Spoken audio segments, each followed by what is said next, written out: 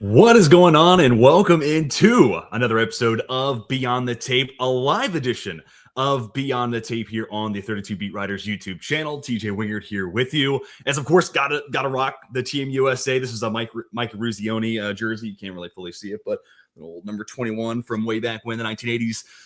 Gold Olympic medal team. The U.S. coming home with their first hockey Olympic medal, or gold medal, I should say, in 46 years. So definitely coming off a good weekend from that perspective. Apologies to, we actually have about 5% of our listeners who are from Canada. So sorry to rub it in to our Canadian viewers, listeners, whatnot. But I had to come in feeling good, coming in on a high after the gold medal finish yesterday.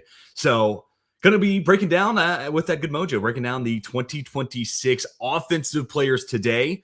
Tomorrow, we're going to be going live once again. I'm going to be breaking down the defensive side of the football. So wanted to do a little bit more of these going live and testing out everything here on the channel and just see what kind of the audience is. And I just want to say hello. What's going on, Jamie? So definitely jump into the YouTube live chat and let's have some conversations. Let's have some fun here.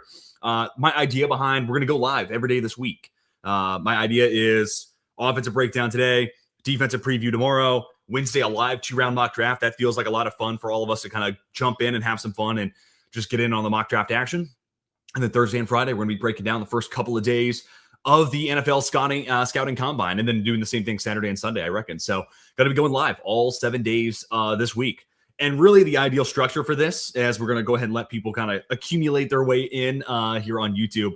But my ideal structure for this is we'll talk 30, 45, maybe an hour. And then I want to be able to open it up to super chats and live chats. If you have a thought, comment, concern, prediction for the scouting combine, send in a super chat. I will guarantee that I will answer and follow up your question if you do send in a super chat. And of course, today's the first day we're doing this, so I'm not expecting a whole lot of that. But if you want to be generous, support us here at 32, that would go a long way. I will take that time to answer those questions. And again, considering today is the first day of it, probably just go ahead and spend some time hanging out and answering some questions in the live chat.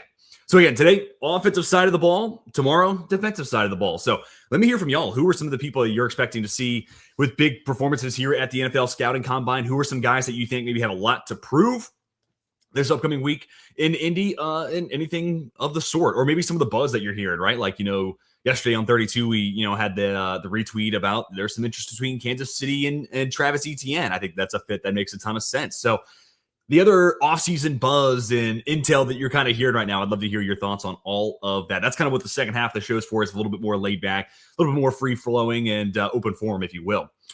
But with all that said, as people now have had a couple minutes to be able to trickle on in, I'm going to go ahead and tweet this from my personal account as well.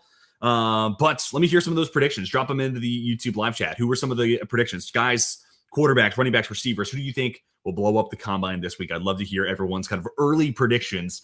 And we're going to talk about some of the guys I'm interested in. I have a certain pick that we'll talk about today for best 40 time. He's not necessarily a super unique pick in that regard, but it is my prediction for that. So I'm curious to see what everyone says and picks there.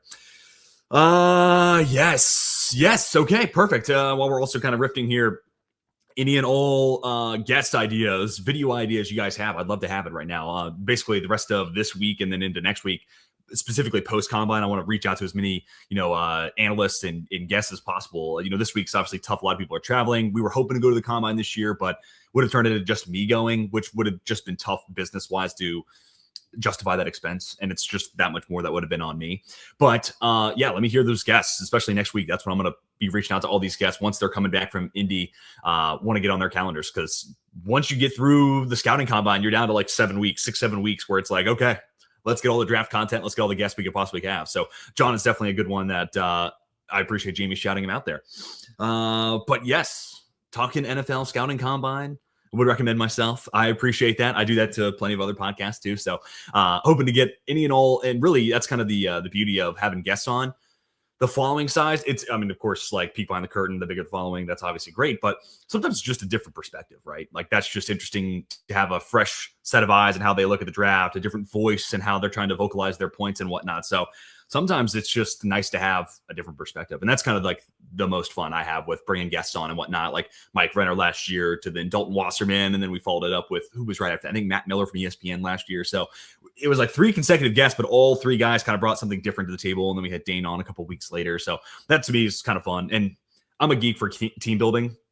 I have a series that I'm hoping to get off the ground, kind of fixing the franchise, basically kind of taking that from NFL Stock Exchange. But I think there's a website now that I can officially go through free agency, tag decisions, the NFL, a mock draft sim within that same video. So I'm excited to do that because that's where my passion is. I'm just a geek for the thousands of doors you could potentially open going through the team building process. And that's kind of what I'm excited to.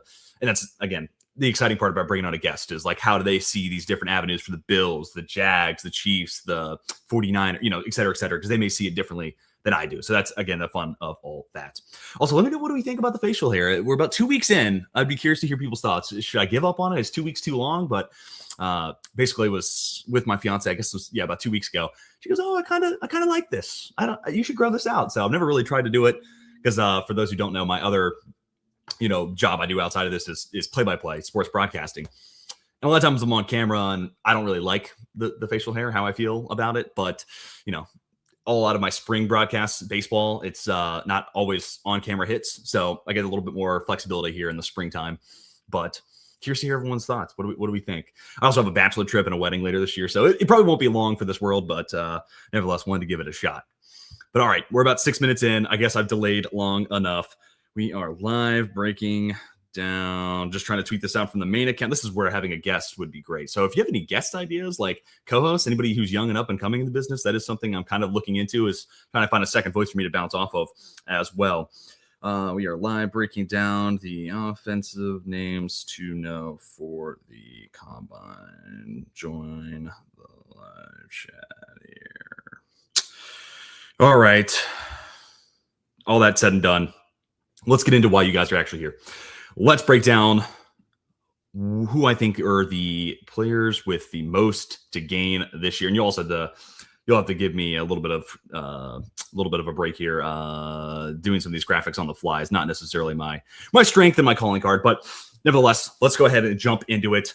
Offensive scouting preview. Let's start with who should stand out. Then we'll jump into who has a lot to gain and keep your eyes on. This is kind of the easiest way I thought to break this up, because I could go player by player and tell you everything you need to know and the athletic tracking this and that. And that just feels a little too long form. I like doing long form videos, but I'm also not trying to hit you over the head with every single name that's attending the combine. That's a lot.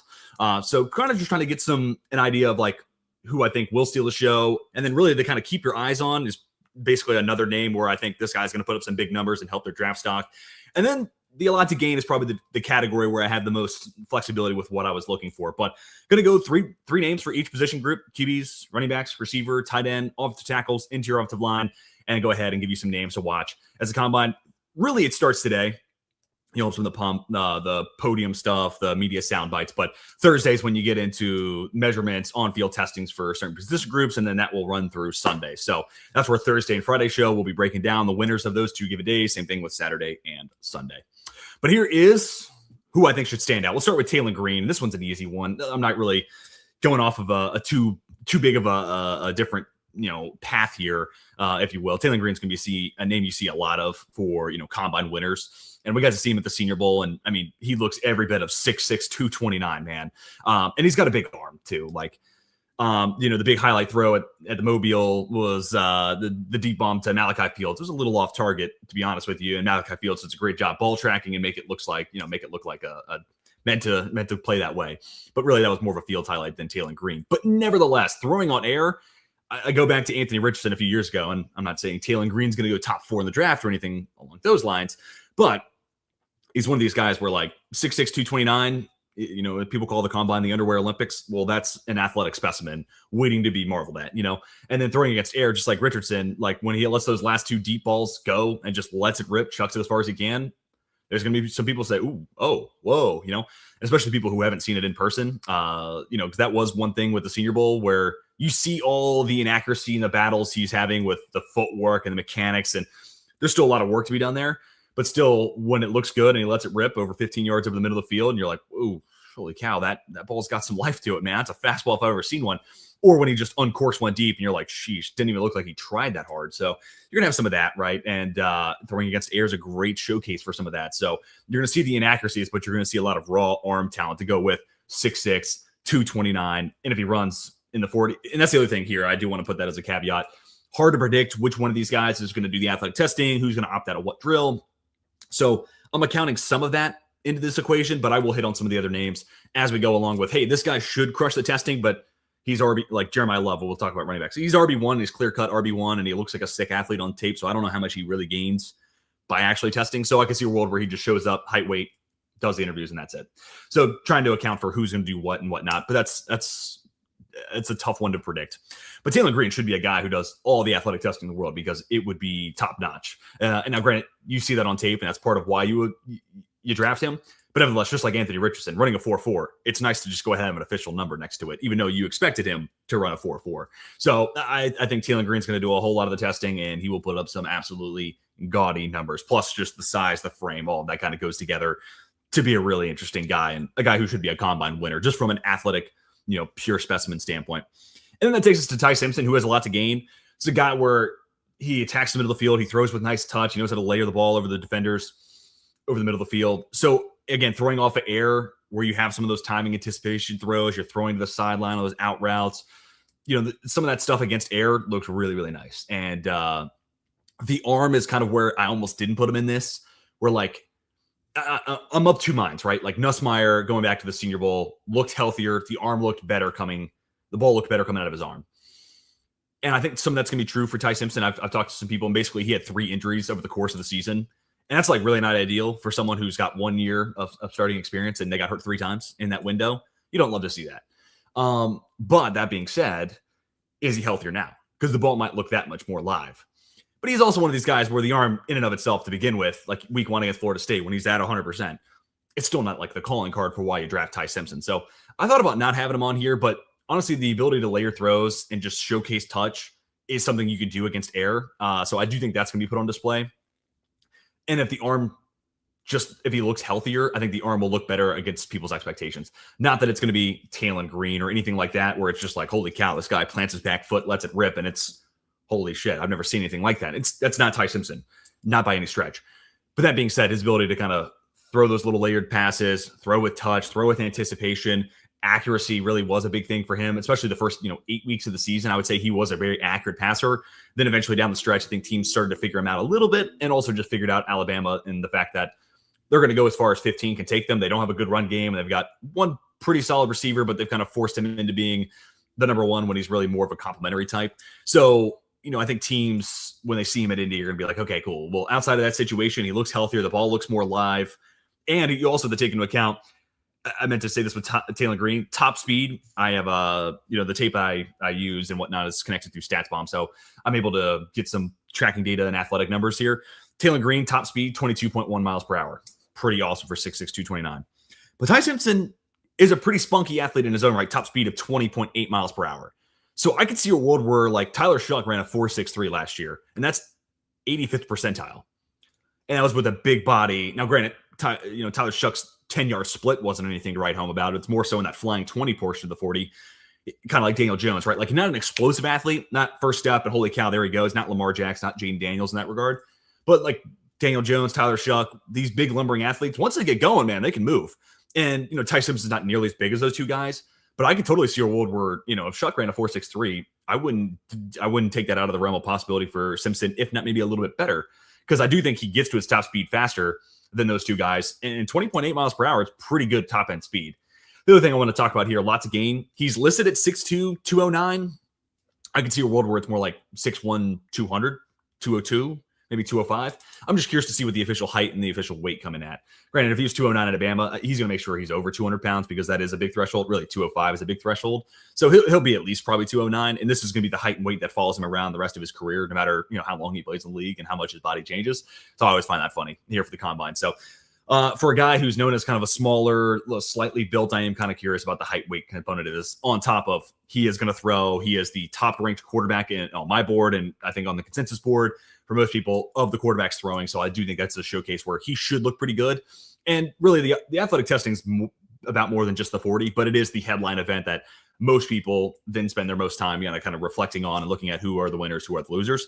And I do think Ty Simpson's going to run a pretty good 40. So if he decides to run it, he's more athletic than people want to give him credit for. So I think he's got a lot to gain, and he's got a lot of the traits, I think, to make good on an event like the NFL Combine.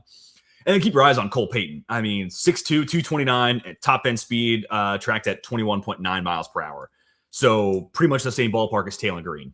And he's a guy that looked good at the Senior Bowl. I think impressed a lot of people. I don't think there was a clear, like, I mean, I thought Nussmeier was probably the best quarterback at the Senior Bowl, but like there wasn't a guy that like changed the complexion of everything you've ever known about this prospect. Holy cow, draft this guy way earlier because. But Cole Payton, I think, did stand out as the guy that, okay, if we're going to draft and stash someone, Taylor Green, there's a little bit of something there, but Payton would probably be the top guy on that list of like, let's see where this guy is in 3 years because he does have a big arm. He is super mobile. And day over day at the Senior Bowl, the processing and the ability to make the reads and just the urgency he was playing with got faster and faster. So all that said, Cole Payton is kind of already working his trajectory up. It's just more so like, is he a late 3rd round pick? Is he a 4th round guy? Like, where do you take this dude? And like I said, he's a good athlete. You saw it a little bit at the Senior Bowl. You don't get the chance to like tuck and run, and they avoid quarterbacks being hit at all costs. So it's not like the perfect showcase for QB athleticism, but he's going to run a really good 40, and it'd probably be right around the neighborhood of Taylor Green. And at 6'2", 229, he's also got a huge arm. When they throw, especially those last 2 heaves where he chucks it down the field, he's going to have some oohs and ahs in the crowd. And I also thought at the Senior Bowl, the ball placement and the accuracy got better and better day over day. So I think that's an area where I think he's already working with a QB coach. Because his tape at NDSU, you see, and it's kind of tough with the box I have, but it's a pretty loopy release. Like the ball was dropping too low. The combine, I thought he did a better job of keeping that ball here and then getting it behind his head a lot quicker. So I think that sped up his release. And if we see more of that at the combine, that's going to be another signal to evaluators. Hey, this guy's already working with someone. He's taking the necessary strides. And that will be good kind of further confirmation for me to see that and feel better about it. So if he's tightening up that release, getting the ball out quicker, big arm, good athleticism, going to test well, I think this is a guy who, right there with Taylor Green, just from a tools perspective, this is an event kind of made for him to be able to blow it up. Getting into Jamie's question here, do I have any similar comparisons for Cole Payton? That's a good question. I don't really, to be honest with you, because 6'2", 229 is just such an interesting body type. Like situationally, there could be like some Malik Willis, and I had my QB rankings out last week, and I kind of said the same thing about Taylor Green, where it's just like ideal spot. Let's just stick this guy in Green Bay for 3 years, and let's just see where we go. I don't really have a great one for Cole Payton, just because, again, the body type, and then really only 1 year as a starter at NDSU. So I don't know. He's a tricky one. And frankly, I don't love the comp game. I only talk about comps if there's someone I'm really, really excited about. And then Jamie kind of following up here. Taysom Hill, I can see some of that, right? Like, and I've kind of mentioned that about like the 49ers, or excuse me, not the 49ers, the Denver Broncos. Like there's one of two ways you could get to this Taysom Hill equation to me. Eli Stowers, who we'll talk about later on when we get to tight ends, but he's 6'4", 225, so he doesn't really have the mass of Taysom Hill, but former quarterback playing tight end. Okay, cool. I can see where Eli Stowers is your Taysom Hill type. But Cole Payton's the other guy. Because you go back 2 seasons ago, he was this red zone weapon, specifically as a runner, where he scored 13 rushing touchdowns, and he wasn't the team's starting quarterback. He was just kind of their like red zone goal line breaker, vulture, if you will. So that is interesting, and I do wonder if this is a guy that Sean Payton's looking at as like, oh, there he is. There's my next Taysom Hill. And actually, with like, and Taysom played quarterback at BYU, but like from a quarterback tape standpoint, like accuracy, who would I want to take a shot on? I feel much more bullish about Cole Payton. Part of that is like the 1 year starting status versus like Taysom Hill, a couple years starting at BYU, and you never saw the accuracy take that next step forward. Payton, at least you can kind of play the what if game in your head of like, well, he had 1 year starting. What would it have looked like if he got another year at NDSU, or if he had transferred and spent another year playing elsewhere? You can kind of play that what if game. But yeah, no, Cole Payton, really interesting athlete, and I do wonder if he gets some of the Taysom Hill kind of comps situationally. And again, the question then would be, if you're especially in that spot where like Taysom Hill's kind of this offensive hybrid. Not a quarterback, not a tight end, not a right. He's just a little bit of everything. Where do you draft that player? Because again, like Cole Payton, I'm kind of looking at late 3rd, early 4th as a quarterback. And as time goes on, you start to get a little bit more hype around each and every quarterback. Kyle Trask went top 64. I always kind of lean back on that. Kellen Mond went in the 3rd round. Eventually the hype just gets to a point where these guys go a little bit higher than maybe they should. And I wonder if Cole Payton becomes, in that Kellen Mond territory, late 60s into the 70s. But are you doing that because you're drafting as a quarterback, or because you're Sean Payton and you're looking at an offensive weapon? The conversation around Cole Payton are fascinating, but he was a guy that I came around to pretty late in this process, like basically 2 weeks before the Senior Bowl. I finally watched him, and I'm actually kind of impressed. And I can see where the hype is at, especially in a not great quarterback class. But let's leave that. Let's get on to the running backs now. Who should stand out? Originally, this was going to be Nick Singleton. Then he then breaks his leg at the Senior Bowl. So Nick Singleton's an easy one, where if he's here and he's participating, he has been known as a combine, an athlete freak, and that's the guy who's going to steal the show once we get to Indy. So really kind of unfortunate the timing of that, injury for him. But that being said, Damone Claiborne's another guy that I would not overlook by any stretch of the imagination. The thing that kind of working against him is that he's 5'11", 195. So from like an RAS standpoint, yeah, not the world's greatest, RAS score collector. Like that's not really his where he's going to steal the show. But that being said, I do wonder just the pure 40 and the 10-yard split. And then I'd be curious to see if he does decide to run the 3-cone, because that's another area where I think his agility is elite.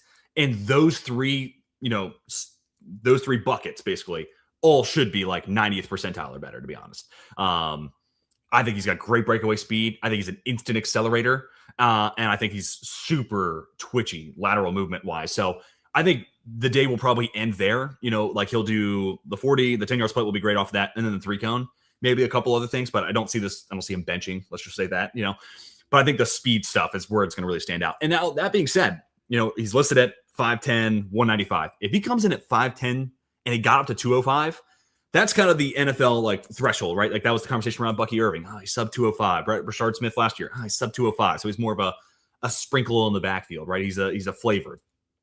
What if Damone Claiborne comes in at even 202? Like 202 where you can kind of squint and get yourself to 205.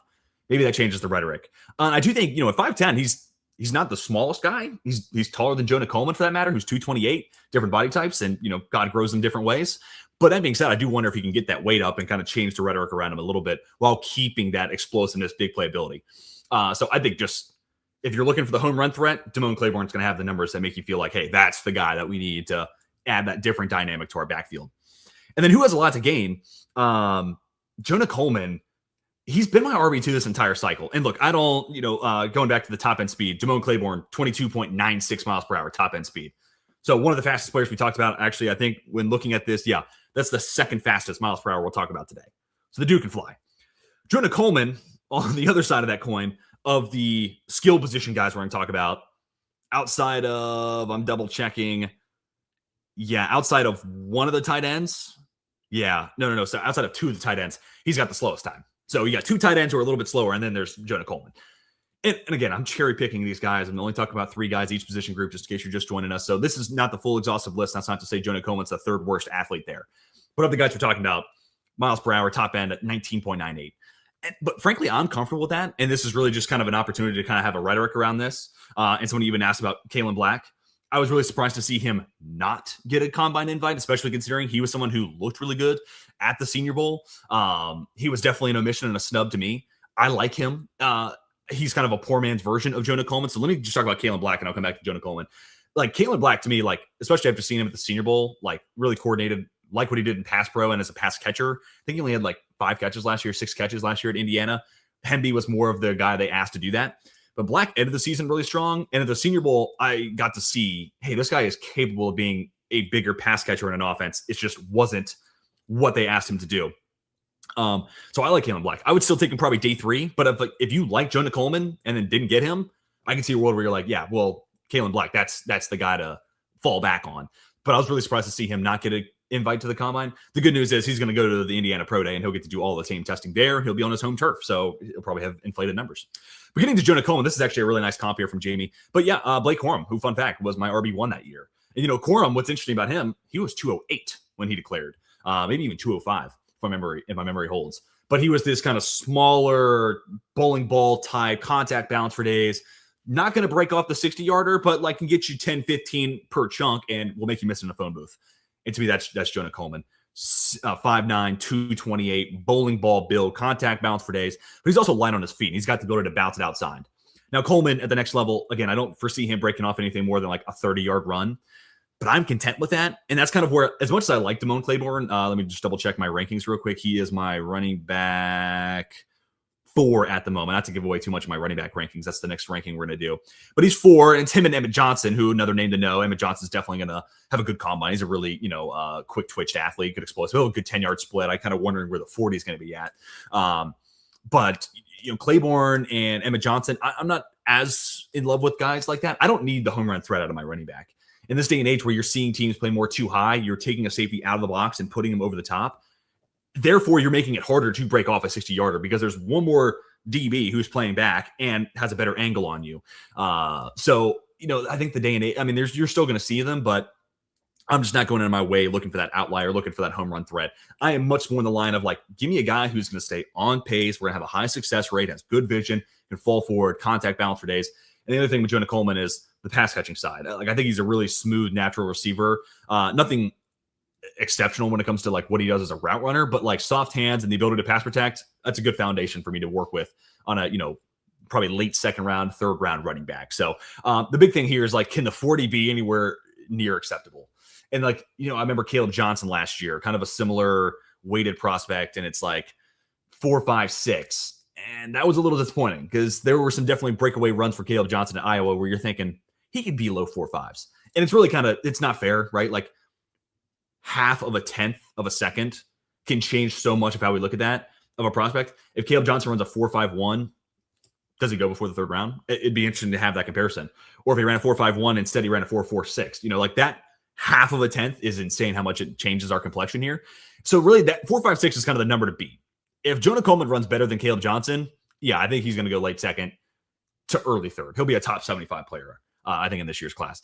But if he's more of the 4.56 to 4.6, maybe we're talking about him being, post top 75, maybe even getting outside the top 100. But like the player, like the contact balance, way too much for him to fall that low for me. It's just like, where is that top end speed gear? But I think everything else is going to look pretty solid for him. And like I said, Jamie really like this comp. Blake Corum, I think he's a little bit bigger. He's actually a little right around the same height. He's 1 inch taller, but a little bit bigger. So I think this is kind of Blake Corum through and through. Corum reminds me of Jalen Warren. I think that's a fair comp. I think Warren probably has a little bit. He's probably got a better top end gear.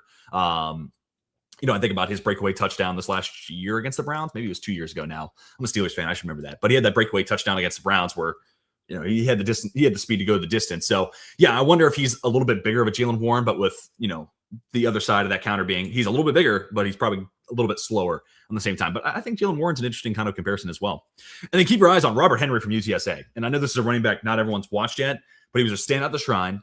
5'9", 205. So this is another one of those Blake Corum types. Holy cow, hold on. I like the low center of gravity. And he can play with good power, but also top end speed of 22.39.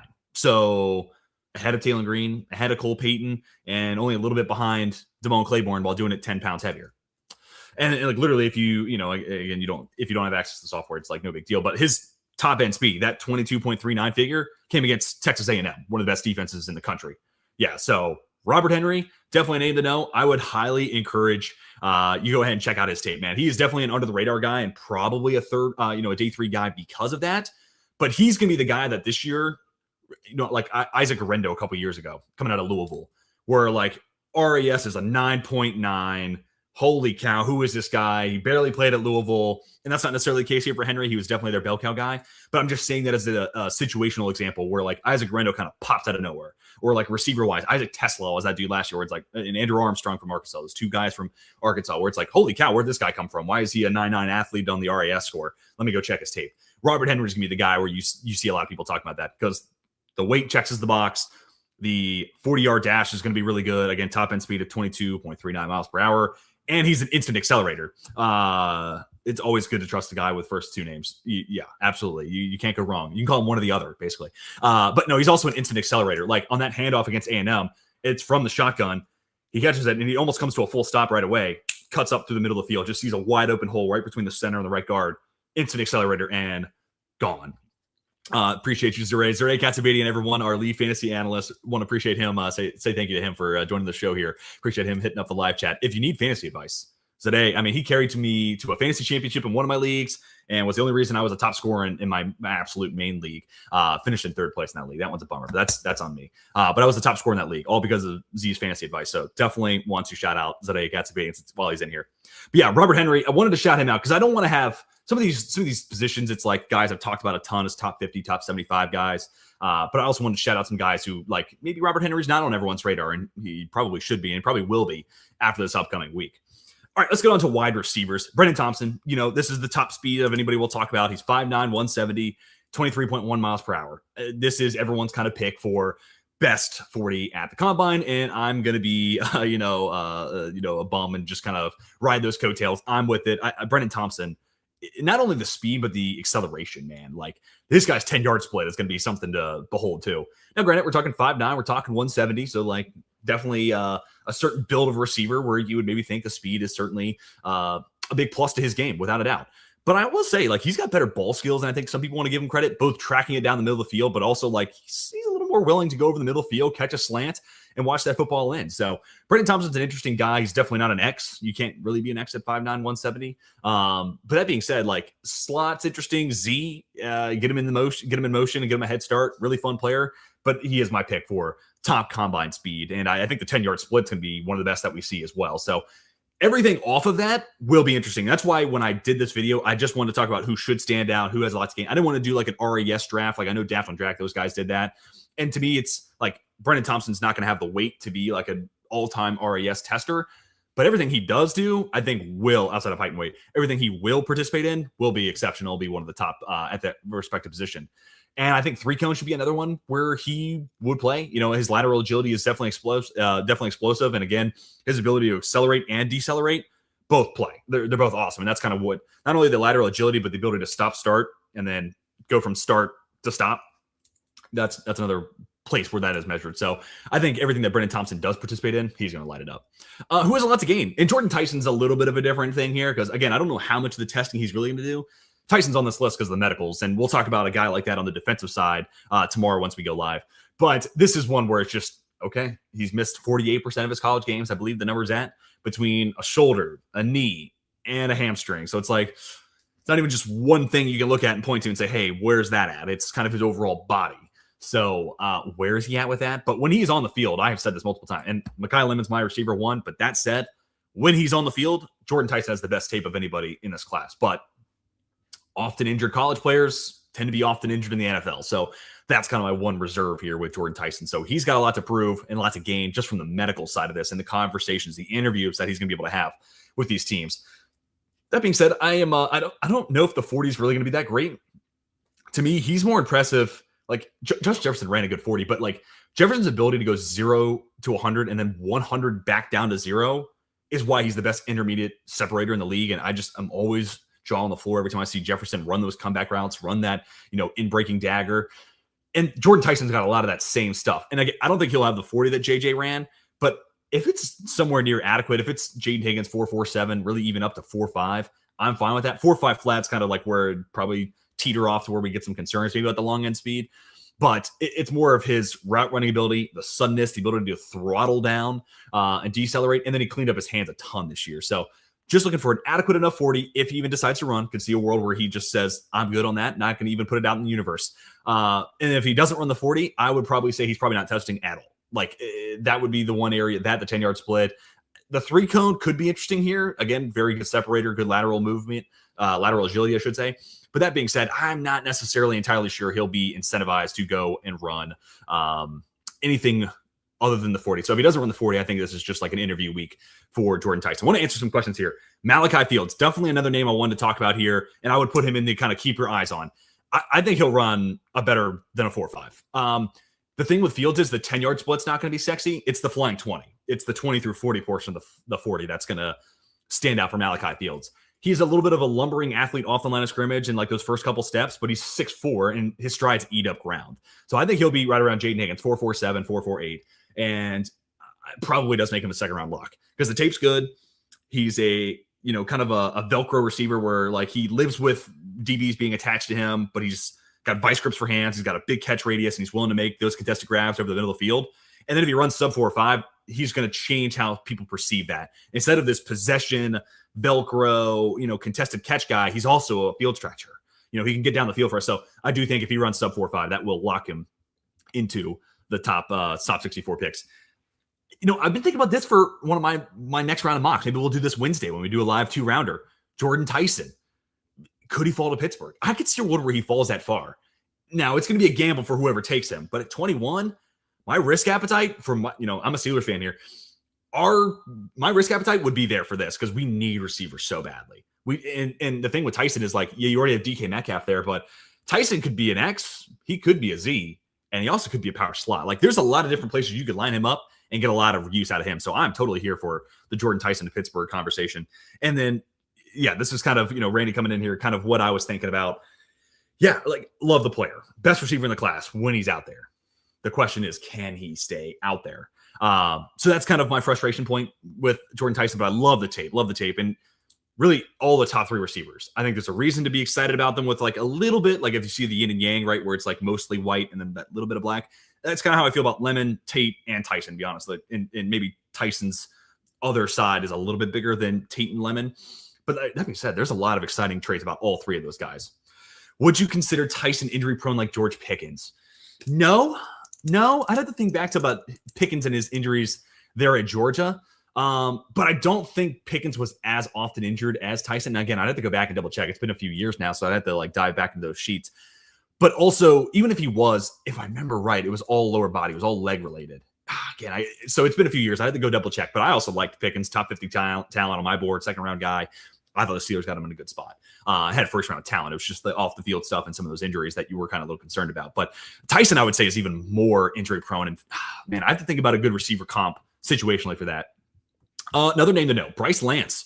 I'm with you here, Randy. 100%. This is kind of shades of Malachi Fields in the sense that straight line speed all day. This guy can run in a straight line fast as anybody in this class, really, especially when you consider he's 6'4".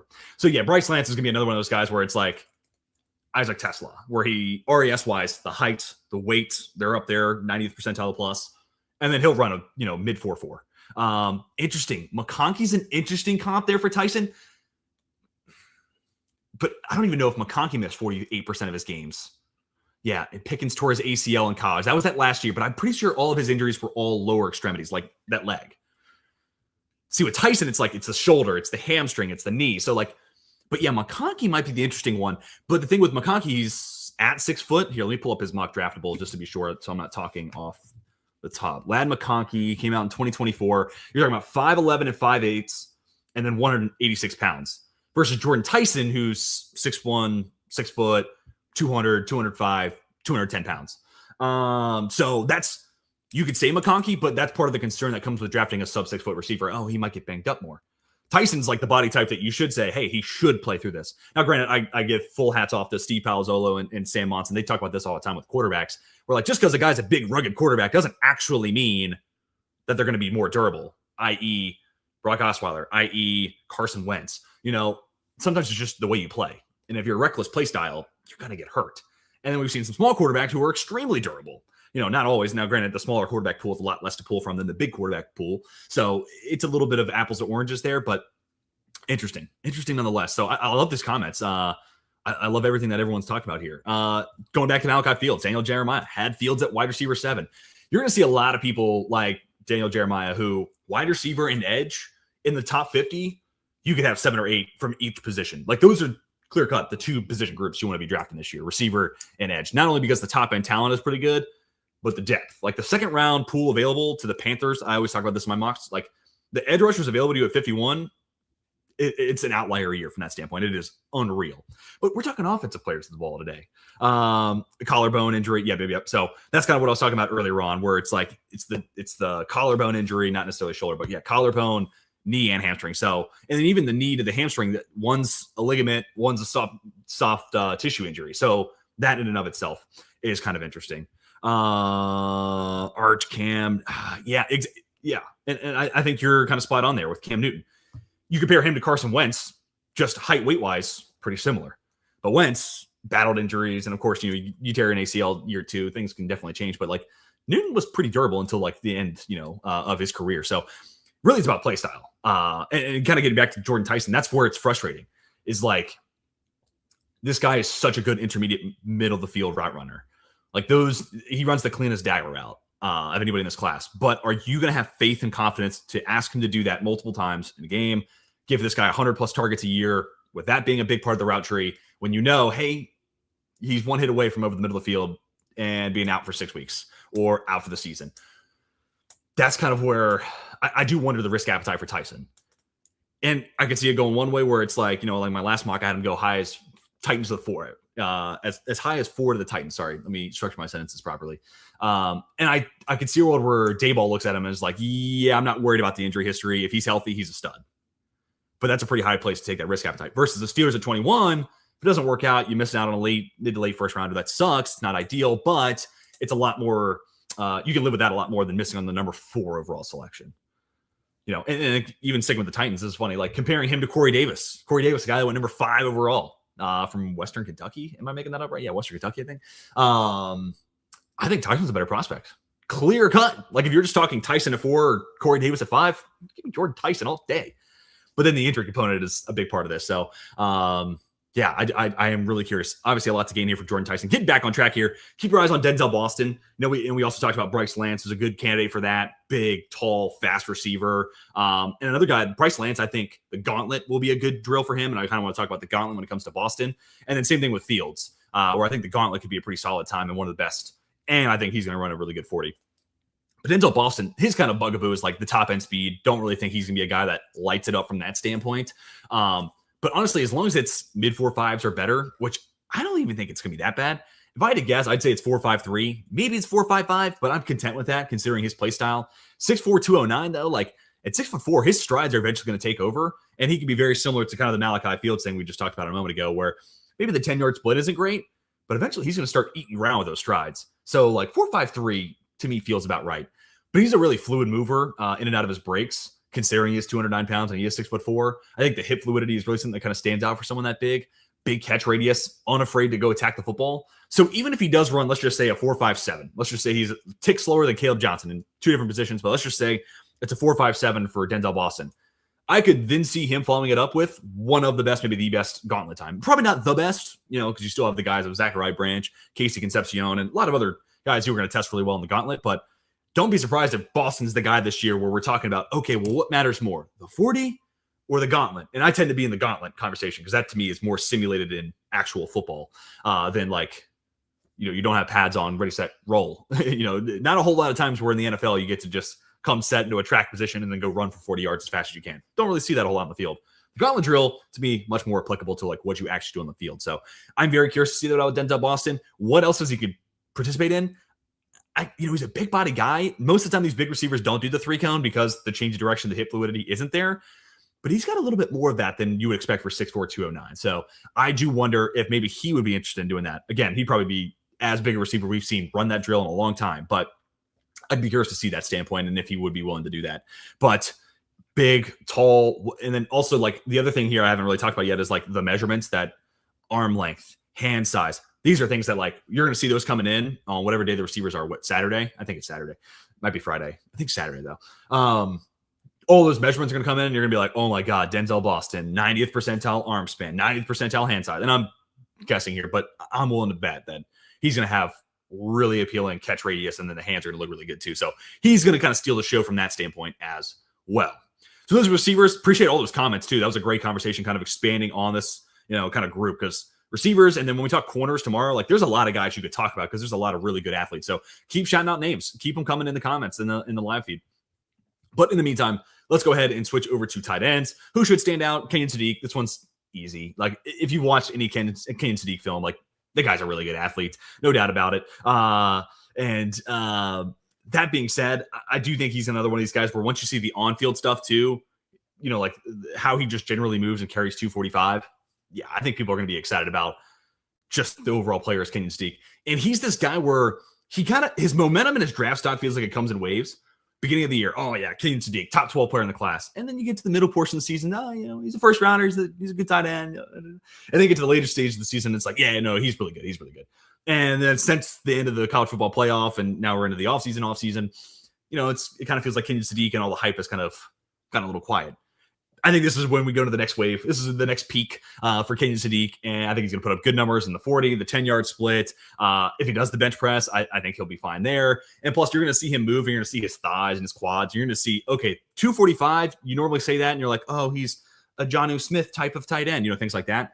But I think people are going to see him move in his lower mass, and they're going to be like, no, this guy's an inline blocking tight end. So, yeah, I think he's going to basically solidify he's tight end 1.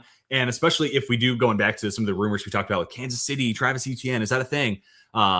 if that's the case and they do go tight end in free agency, all of a sudden, like Ken Sadiq at 9 looks like the move there for the Kansas City Chiefs. A couple of comments. Here we go. TJ got the facial hair and glasses going. So, yeah, exactly. Exactly. I'm going to go in with a alternate identity once we get to the combine. Max Klein. Yeah. Another really good athlete. 1-year starter this last year at Michigan. He's definitely another name to know. Definitely keep your eyes on him. Really good inline blocker, and you look at how he moves as a route runner. Not a whole lot of production, but you just watch how he moves on the field, and it's an easy projection. Not saying he's Colston Loveland, but his blocking will make it easy for a team to draft him in, say, the 4th, 5th round, and then you're just kind of kicking the tires on, like, what else could he be? Kind of shades of Ben Sinnott. He's got more of a prototypical NFL build than Sinnott, but it's one of those things where, like, it's easy to draft this guy where we are because of X traits. And for Sinnott, he's been a pretty solid blocker at the next level. Klein's going to bring that to the table. He's going to make it easy to draft him in the 4th, 5th round because of his blocking ability. And then it's just kind of a wild card, what you get from there. Michael Trigg, Justin Jolie, love this comment. Trigg would definitely be someone to keep your eyes on. I would expect to see the athleticism scores be pretty good. He's not the world's greatest separator. So, maybe it's the no 3 cones, but I would be willing to say he's basically a receiver. So he'll probably put up a pretty good time in the 40 and the 10 yard, and then big hands, wide catch radius. I think he'll kind of catch eyes there. He's also a guy who has a lot to gain from the interview portion, right? Plays at USC, plays at Ole Miss, and then lands at Baylor. And I've heard some of the character stuff or why he maybe bounced around a little bit there. So I think from the interview standpoint, Michael Trigg's got a lot to gain. Justin Jolie, I think, is going to test well. The weight's definitely a big thing I'm looking at. He went to UConn, and he was 215 pounds. And then NC State this last year listed him at 250. Is he actually 250? I don't think he needs to be. If he's 245, I'm content with that.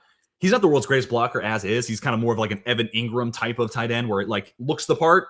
You don't love him playing in line, but looks the part. You could do it.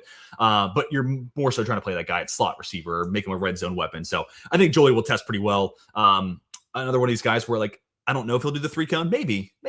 But the 40 will be solid. I'd be curious to see if he benches as well. But the weight is kind of a big thing for Jolie. Like, where do we actually land at there? Because, 4 years ago, you were a receiver weight, and then 250 feels a little big. And also your receiver production took a step back this year. So are you 242? Because you think, hey, that's more where I was a year ago at NC State. And that's where I was more of a receiving threat. I'm very curious to see that. How can Stowers hurt his stock? I don't think he really can. I just didn't want to put him on here. He originally was my who should stand out. I do think Eli Stowers is going to have a great showing at the combine. I'm not really worried about his athleticism. But, Vanderbilt has him listed at 225. I would say he comes to the combine at 238, 242, somewhere in that 4-pound window. That being said, I still think he weighs less than Sadiq, and I think Sadiq will have just as impressive as athletic testing as Stowers. So that's ultimately why I was like, hey, it's a little lazy. Sadiq's definitely a standout. Stowers will be fantastic too, though. And his will be the 20-yard shuttle on top of the 40 and the 10-yard split. His agility and if he does a 3-cone, like that's what makes him stand out apart from a lot of the other tight ends here. A lot more steerability and his overall movement. But yeah, no, I think Stowers can be fine. I doubt he benches, but I think everything else will be really solid. Late round tight ends. Favorite draft and stash. Yeah, last year, actually a lot of those names you listed off right there. I have one Dynasty league I started up last year, and I had Kraft as my main tight end. But I drafted Harold Fan to be my backup with taxis of Arondé Gatson and Gunnar Helm. So in that one Dynasty league, I'm actually like overloaded at tight end. Good problem to have, though. But nevertheless, yeah, under the radar later tight ends here. Let me look at my rankings real quick. Yeah, Jack Andrews is definitely one that I want to talk about here in a second. Joe Royer from Cincinnati, really like his pass catching ability. Weight's another question for him. Can he play in line? Do you like the blocking there? I'm a little bit lower on Michael Trigg than most people, but Trigg is definitely an appealing pass catching option. He's basically just a receiver, though, so not much in the way of being a blocker. Tanner Koziel's interesting. 6'7", really nice red zone threat. Don't really see an insane like change of direction mover, but maybe the 40 and the 10-yard split are better than we're thinking. Or it may not even be the 10-yard split. It might be more the flying 20. He's 6'7", though, so he just moves a little bit differently than a lot of the other tight ends just because of the mass that he has. John Michael Gillenborg, like if there's ever a time to save his stock, this is it. He is a really good athlete, so he should absolutely test off the charts there. Terrence Carter from Texas Tech. Oregon transfer should be a really good tester, athletically speaking. And two other names to mention here. Daquan Wright from Ole Miss. He was always a guy that every time I watched Ole Miss, I'm like, God, look at that dude run after the catch. He was always that dude. So I think Daquan Wright will have a really solid showing from that standpoint. And then Oscar Delp. Oscar Delp. He's just a really explosive athlete. I just, why does Georgia not give him the ball? Like there must be something deeper there that I don't know. Because he's a solid pound for pound blocker.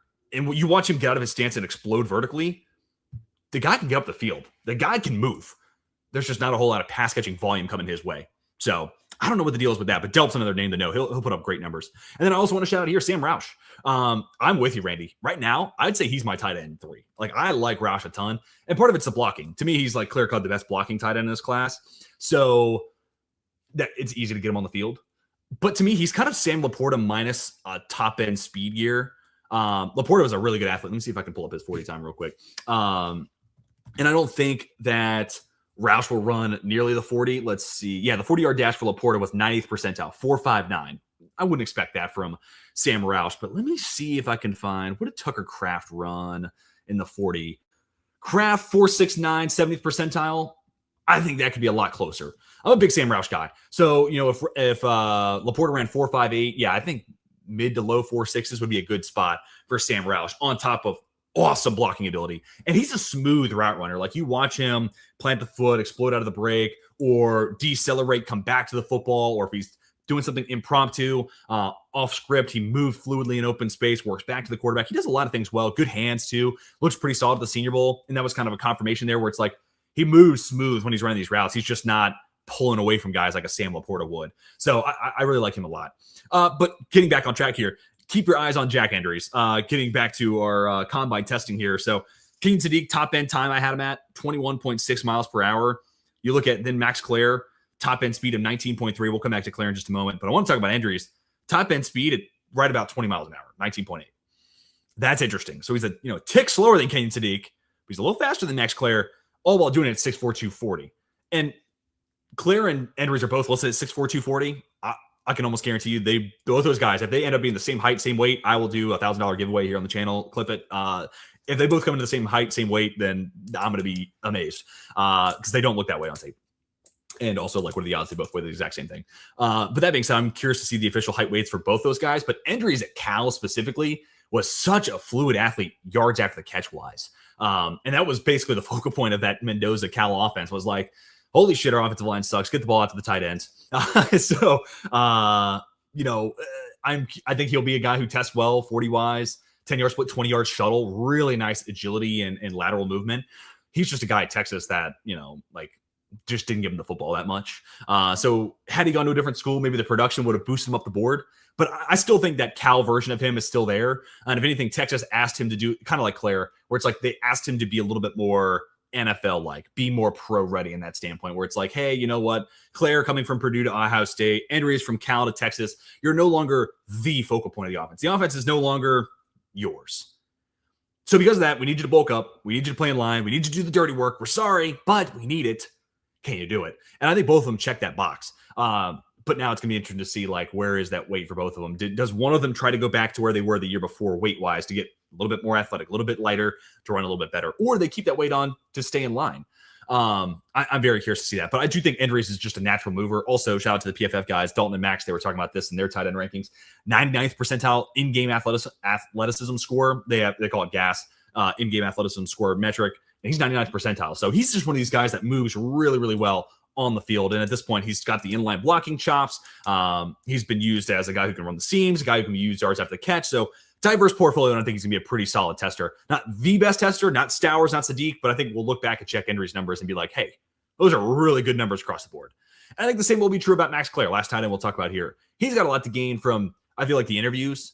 Hey, where are you comfortable at weight-wise? Do you want to be, like 2 years ago you were at Purdue and you were the focal point of the offense. Then you went to Ohio State and you were kind of the third fiddle.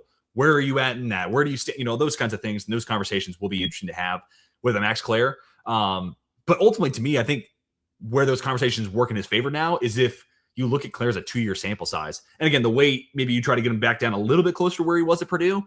But at this point, you've seen him be the focal point of an offense, a complementary piece of an offense, a receiving threat, and a really solid blocker. Not like world's greatest blocker, but like solid in doing his own. That, to me, creates a really interesting 2-year look at Max Clare. So I think ultimately, like, while it wasn't sexy this last year at Ohio State, he checked a lot of boxes for teams. And at the next level, I don't expect a team to draft him because they're like, hey, you're Brock Bowers. Get ready to be the offense, buddy. Like, he's going to go to an NFL team, probably 50 to 75 range, and be, if he goes to Denver, let's just say, you're still second fiddle to Cortland Sutton, and RJ Harvey's gonna be a big part of that pass game. Or if he goes to, I'm trying to think about another team that needs a tight end. Doing this off the top can be tough sometimes. Let me see. Hold on. Let me just pull up a list of teams real quick. If he went to who else could use a tight end? In and around late second to early third. The Ravens are keeping Ingram, but let's just say it's the Baltimore Ravens. Somewhere in that range. To be the next Mark Andrews. I think he's done a lot of things to check those boxes to be like, yeah, I can be your next Mark Andrews because I can play in line. So yeah, I think he's made himself a lot of money. And if he goes to the Ravens, he's behind the likes of Lamar being a threat in and of himself, Derrick Henry, and whoever else is in the backfield, Zay Flowers. So I don't know.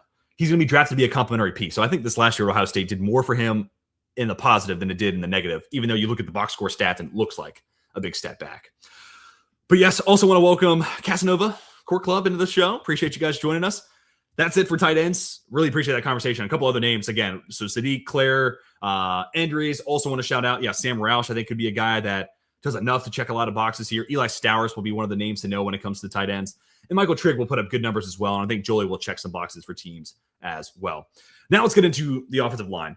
Who should stand out? Monroe Freeling. Freeling he's 6'7". I've heard he could be as tall as 6'9", but 6'7", 320, top end speed of 19.8 miles per hour or 18.8 miles per hour. That's ridiculous. And just for reference, Proctor top end speed, 17.1. And Maxi Hanachor, top end speed of 15.8. And I think part of that's probably just the gap scheme stuff for Hanachor. He could probably move a lot faster. But Monroe Freeling, clear and away, the best top end speed that we got out of the three guys on the screen right now. So 6'7", 320. And right now, you're not drafting him because he's a mover of people in the run game. You're drafting him because he's a high level pass protector and he's light on his feet and he moves well. And you're hoping to then, tack on a little bit more muscle. So that way, when he is moving in space, he's connecting on these blocks, sustaining these blocks, and really driving through defenders. So work in progress body-wise, but for what he has athletically right now, he's absolutely a guy who's gonna steal the show. 20-yard shuttle, 40-yard dash is going to be good too. So this guy is going to be an absolute. He's going to steal the show from a movement standpoint. And if he's 320, that's going to look even better. And from an RES standpoint, 6'7", 320, the 40, the 20-yard, he's going to light up the show from that point. And then we get Keaton Proctor. Also did want to note a lot of these guys that we've talked about are Feldman Freaks list guys. Damone Claiborne, player number 63. I'm not doing a great job mentioning this as we went along. Damone Claiborne, number 63 on Bruce Feldman Freak list. Brendan Thompson was number 91. Kenyon Sadiq was number 11 on the Bruce Feldman Freak list. And then number 2 on that list was Keaton Proctor. And I don't love the tape on Proctor as much as some other people. I think the arm length measurement is definitely something I'm keeping my eyes on here at the combine. That's going to be a conversation with a lot of guys. But I do think the arm length sometimes is prohibitive. And then the weight is interesting, right? He moves well for 367, but do you have to play at 367? And if he got down to 350, he'd move even better. And we'd be saying, oh my God, 350 moves like that? We'd still be saying all the crazy stuff we say about Keaton Proctor. But and specifically, I think his movement skills works more in open space moving forward, right? As a run blocker, he looks more fluid and put together and coordinated as a mover of space. But when you watch him in pass pro, I don't think the footwork's fully there. The hand placement can miss high and wide, and he just looks a little bit more clunky working backwards. And I don't know what that is. I don't know if it's coaching, if it's just a comfort thing, what it might be. But that being said, the 20-yard shuttle, the on-field drills where you see for the offensive lineman, he's going to look like a behemoth carrying that weight really well. So he's going to be a winner from that standpoint. Also has a lot to gain by just proving to teams or having conversations with teams that I can play tackle, right? If his arm length is 33 and 1/8, that's a huge win for him because for some teams, you make the threshold. And if he's 32 and 7/8, no matter how much, maybe we can smudge it a little bit. There's going to be teams that, sub 33. Yep, you're out. So the arm length's going to be a point where he makes or loses a lot of money for sure. But he's going to be one of these guys that moves really well when it comes to the on-field drills and whatnot. Does he bench? I'm curious that. Not that necessarily correlates, but he's a guy that I think, I wish there was a little bit more pop in his hands. And he's also a guy that sometimes people get into his chest and it's ooh, you're 367, pal. Now, again, a lot of that's more of his anchor and his lower half strength. So the bench isn't really a measurement for that, but I am just kind of curious overall play strength, grip strength, things like that. But he should be a winner. But I've just been a little bit lower on Keaton Proctor, but this should be the week where he kind of rebounds his stock a good bit for people like me. But the arm length is the number one thing. I kind of see him as a guard. I truly do think. The other thing with that is his outside shoulder. He's a behemoth of a offensive lineman, and at college, guys are just reluctant to try to go around his outside shoulder and turn the arc because he is so big. The next level, that might be a different story. And I do think that outside shoulder is prone to be exploited. So I do wonder if, again, guard is ultimately the best place for him. But considering I worry about his power and guys getting into his chest, I don't really love the idea of a D tackle getting into his chest and lining him up there. But keep your eyes on Maxi Hanachor. This is a guy that really should test well. The top end speed was actually a little surprising for me at 15.76 miles per hour, but 6'5", 322, looks like a really coordinated and put together athlete at the Senior Bowl. And, he's his soccer background, only been playing football, really full-time and in games for 3 years now. So his pathway to the field has been impressive. And I put him in the keep your eyes to watch category because he should be a guy who comes away with good numbers, good testing, and should be considered a winner. And when you tack that on top of what he did at the Senior Bowl, all this is really mounting in the right direction to get Maxi Hanachor as this guy who I think 2 months ago, you talk to most people, he's probably mid-second round guy. If that, maybe a little bit lower if you haven't watched his tape yet. But all of a sudden now he's catching late first round hype. One of the box, I think was it Daniel Jeremiah's? I think it was Daniel Jeremiah's where he went 23 to the Eagles, right? Like that's as high as I've seen him go. So now we're starting to get to this point where like, all right, Hanachor feels like he's probably going to go round 1. If he doesn't, he'll go somewhere in the top 40, no later than top 50. So the combine should be another feather in his cap. Let's get into some of these live comments. Proctor's the one guy I could see at the combine that, yeah. And I could see it going either way, right? Like if he does come in with, and I've heard the arms can be as short as 32 and a quarter. And like at that point, yeah, he's a guard. Like there's not gonna be any team that tries to make that. But do you want a 6'7", 367 pound guard? Like that's gonna be a question mark for some teams. Who's my overall top offensive lineman? It's CeCe Moinoa and then probably Vega Ioane. I like CeCe. The question for CeCe is just kind of different players really and different scheme fits, but it's the Peter Skoronski thing from a few years ago. Or I thought Skoronski could be a good tackle. You're probably talking stack him up, and he's probably tackle 8, left tackle, that is. I'm talking about either side. Left tackle 8 through 14. And, dude, and especially as a Steelers fan, like I think about that, and I'm like, dude, we haven't had a left tackle that would rank in that high since like Alejandro Villanueva. So, yeah, sign me up for that. But in theory, if you got into him in a zone blocking scheme, he could be a top 3 guard. So that was kind of where it is. And I think the same thing for Moinoa, probably just a little bit more of the gap scheme versus the zone. But I think you give him the shot to fail a tackle at this point, especially if you're the Cardinals and you take him at 3. Quentin Nelson went 6, I believe, and he was a guard. But that's really kind of an exception to the rule.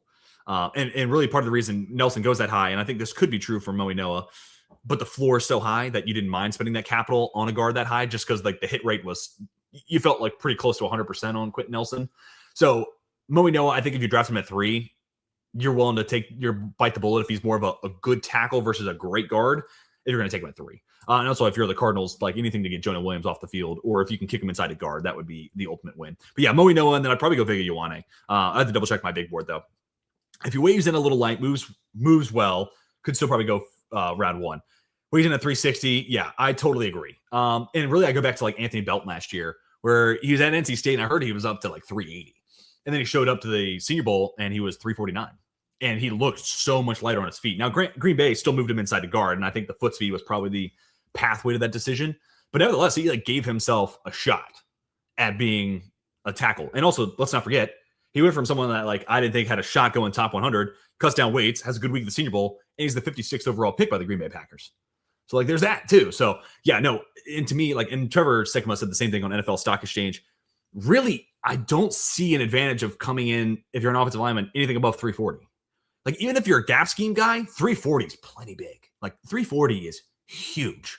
You don't really see a whole lot of even gap scheme guards bigger than that. Like, sure, you get your Trent Browns of the world who, like, that dude at this point in his career is 370 or whatever. So, like, sure, but, like, we're talking end of the career Trent Brown. So, I really do hope Proctor comes out to Indy and he's 345, 350.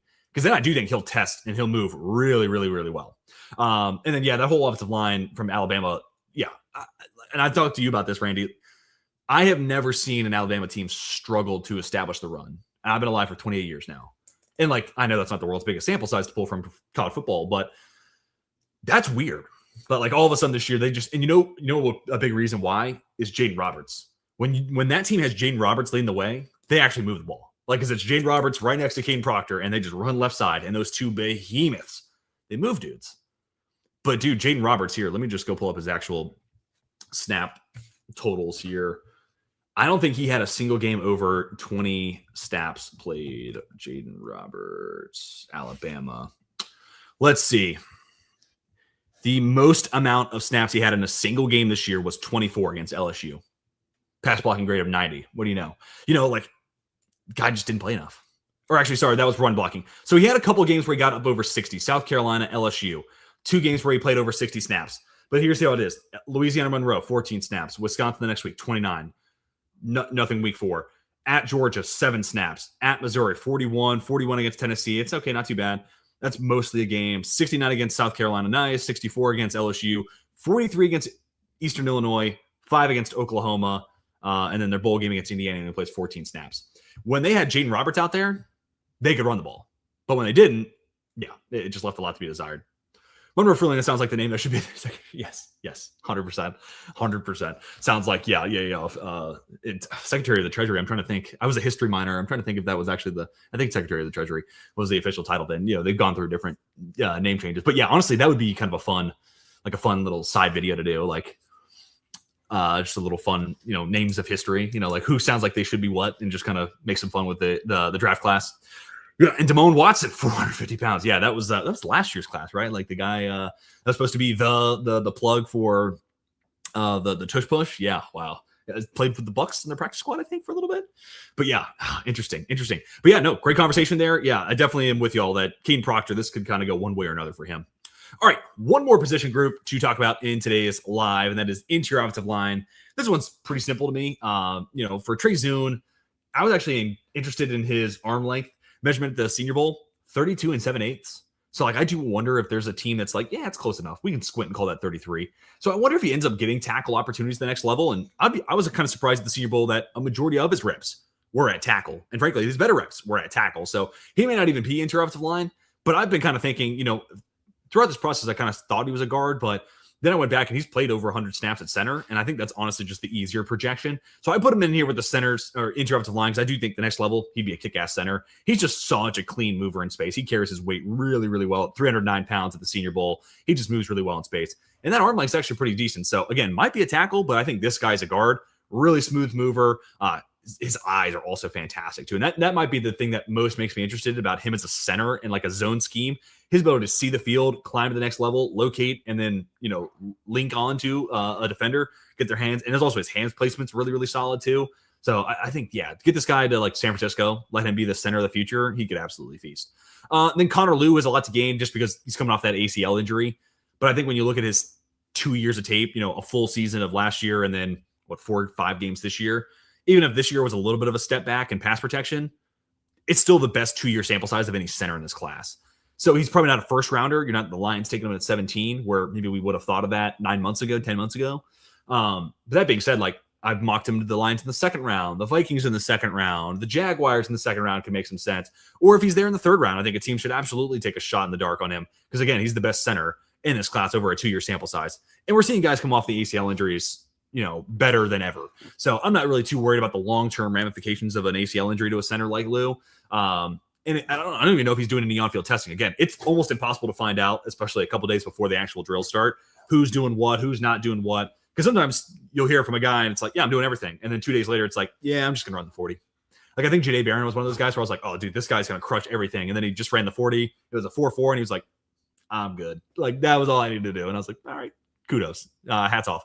So hard to tell if Connor Lew's even 100% healthy to do this, but I think the interviews and the medicals in and of themselves bring a lot to the table for Connor Lew. And then Brian Parker II. The Shrine Bowl and getting access to that tape of those practices was huge because this whole time I've been projecting Brian Parker, this right tackle from Duke, as a center. But that being said, at getting the ability to see him at Shrine actually play center made the evaluation, the judgment to that decision so much easier because then I actually got to see it. And he looked pretty good. He looks good. You can definitely tell he's a little raw, right? Like, especially when it comes to hitting landmarks, when they're doing like the run blocking drills and you're trying to get them into a specific position, hit this spot, or like, hey, this double team, it's like there's a little bit of like a learning curve there. But considering he had 3 practices to pick it up, like I'm not too concerned about it. It sounds like something that a guy smart enough to get into Duke can figure it out. So, and he should be a really good tester. Top end speeds for all 3 of these guys. Trey Zune, 14.6 miles per hour, mostly at left tackle. Connor Lew, 14.7. I would like to see that a little bit higher. But that then brings us to Brian Parker, 15.4 miles per hour. So again, the San Francisco 49ers, depending on what happens, if the Chargers are going to fully embrace Mike McDaniel and their wide zone, kind of Shanahan tree, great scheme fit there for another team that needs a center and who can get out on the move. And another guy with maybe not quite the eyes as Trey Zune. Like if I remember right, Trey Zune calls out the protections, kind of like Will Campbell did last year for LSU. Not often you see a left tackle do that. So I think that's another reason where like Zune as a center would be badass. But Parker, like he doesn't do that, but his eyes still take him to the right place. And that's doing it at offensive tackle. So I'm really excited to see more of what the athletic testing kind of matching him up against some of the best centers we've seen. Not even like best of, like where his athletic testing is compared to Cam Jurgens, who, you know, second round guy who was an excellent fit for a zone blocking team. Tyler Linderbaum or Jackson Powers Johnson. I'm just curious to see like where he fits in athletically as a barometer to a lot of those other guys. But guys, that does it. That is my offensive scouting combine preview for today. And then tomorrow we're going to do the defensive side of the ball. So let me know. Well, I'll hang out here just for a little bit longer. See if you guys have any questions. Who stands out? I'll go ahead and showcase all the screens one more time. If you want to shout out to anybody that I didn't talk about or want to hear me talk about someone that we didn't mention, definitely go ahead and fire them into the live chat. We are also, don't want to show that one too quick. Also did want to try to plug away if anybody's sending a super chat, definitely want to make sure that we address those. And then also while you guys are sending stuff in, let me go double check our X post and see if anybody had shouted out names of players they wanted to have discussed. So here, let me bounce over to our Twitter. Sorry, everyone. Just give me one moment.